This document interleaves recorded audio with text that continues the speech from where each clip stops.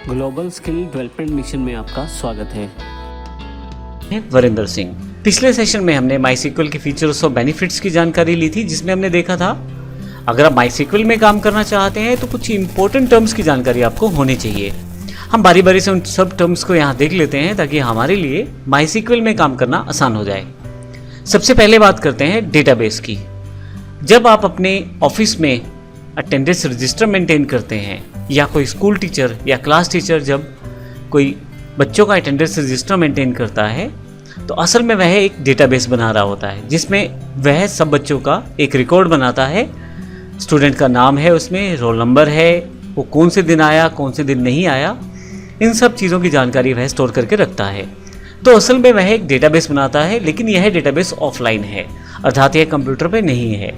तो इस तरह से जब भी आप डेटा को कलेक्ट करते हैं किसी ऑर्गेनाइज वे में तो वह आपके पास एक डेटाबेस कहलाता है।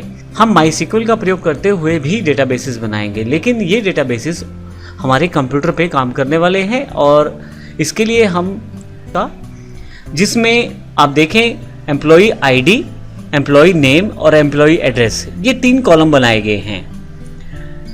जब भी हम माईसीक्वल की बात करते हैं या आरडीबीएमएस की बात करते हैं, और मुख्यतः सभी इन आरडीबीएमएस माइक्रोसॉफ्ट सीक्वल हो, ओरेकल हो या एक्सेस हो, उन सब में कॉलम्स के लिए एक स्पेसिफिक टर्म फील्ड का प्रयोग करते हैं। तो यहाँ पे असल में मेरे पास 3 फील्ड हैं। पहली फील्ड है एम्प्लॉय आईडी, दूसरा है एम्प्लॉय नेम और तीसरा है एम्प्लॉय एड्रेस। तो असल में मैंने 3 फील्ड्स यहाँ बनाई हैं। तो हमारे पास टेबल में जब भी डेटा स्टोर किया जाएगा तो फील्ड का प्रयोग किया जाएगा, अर्थात कॉलम्स का प्रयोग किया जाएगा।